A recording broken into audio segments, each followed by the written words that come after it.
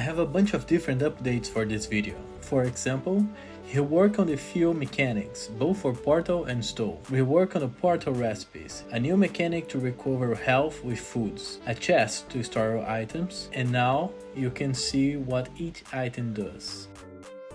First, we need to remember how it used to work, and I will use the stove as an example. The idea was quite simple.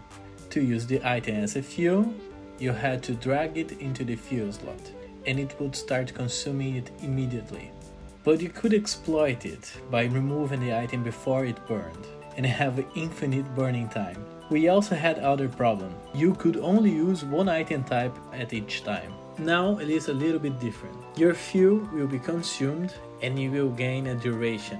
And it can happen in two different scenarios. When you turn the stove on or initiate the combat for the combat portal. And when you add a different item. Like this example. Now let's talk about the portal recipes.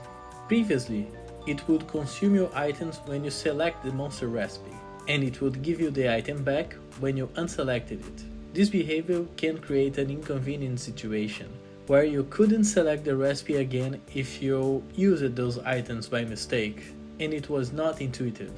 Now, when we select a recipe for the first time, we unlock the recipe, making it possible to switch between monsters without having to think about it. And you can also see the monster status when you select it.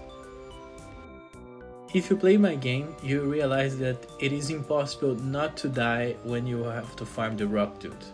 I mean, it was impossible. Now you can just eat apples.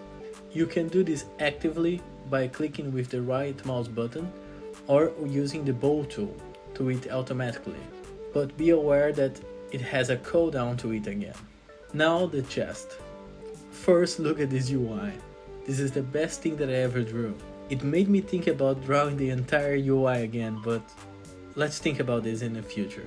The only thing that you need to remember now is that you can store your items here.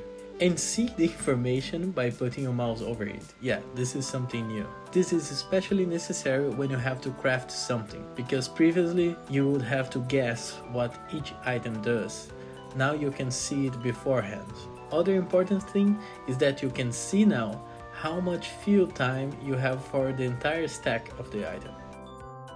You can use the fast action by control-clicking the item to move it between UIs. For example, you can deposit item into a chest, deposit fuel into a stove, taking the reward from a crafting table, and you can also deposit ores into the stove by control-clicking on it.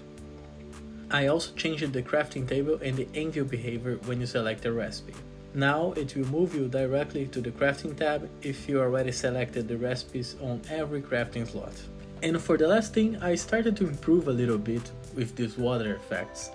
This island, it's beginning to look a little bit weird and ugly because it feels like it was floating, and it was not my idea. I mean, it needs to float in the water, but not just float in the sky.